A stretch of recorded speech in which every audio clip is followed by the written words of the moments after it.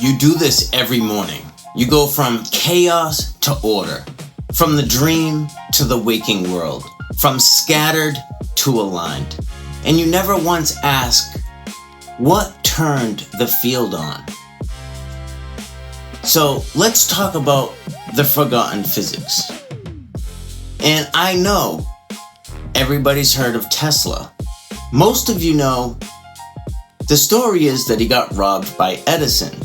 You know Einstein, E equals MC squared. You've seen his posters, maybe even worn him on your t-shirt.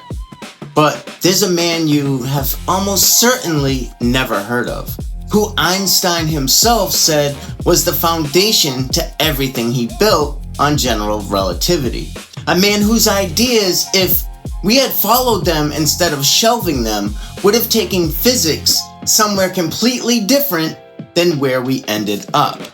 His name's Mach. Mach was an Austrian physicist and philosopher working in the late 1800s, and he had one idea that changed everything. Except nobody probably told you about it. He called it the principle of economy. Science, Mach said, should only deal with what can directly be observed and experienced. No invisible forces, no undetectable entities hiding behind the math. If you cannot observe it, measure it, or experience it, it has no place in physics, period. And that sounds reasonable, almost obvious. But follow that idea to its conclusion and it becomes radical.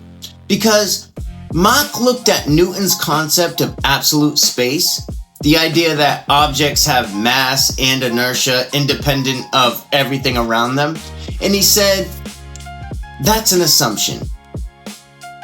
Nobody has ever observed absolute space. Nobody has ever touched it or measured it directly. You invented it because the math needed it.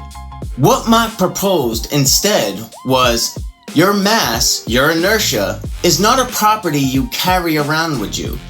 It is defined by your relationship to everything else in the universe. You're not a self-contained object moving through empty space. You are a relationship, a node in the field. Remove everything else in the universe and the concept of your mass becomes meaningless. Einstein read Mach as a young man and said it cracked something open in him. He explicitly credited Mach's principle when developing general relativity.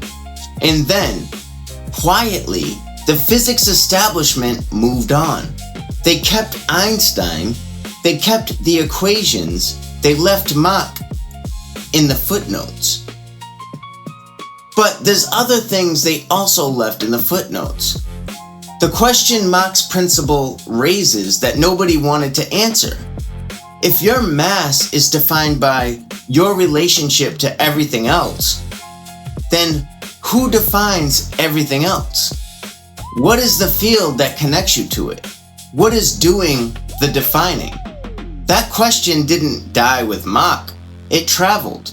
David Bohm picked it up and called it the implicate order. John Wheeler picked it up and said, the universe doesn't exist without an observer. Wolfgang Pauli picked it up and took it straight into the human mind. They all started from the same buried question that Ernst Mach asked in the 1800s, and nobody put it on a poster.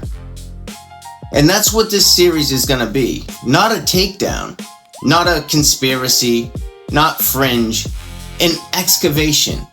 We're going to go into the deepest chambers of the history of physics and pull out the questions that got left behind and ask what the world looks like if we follow them the rest of the way.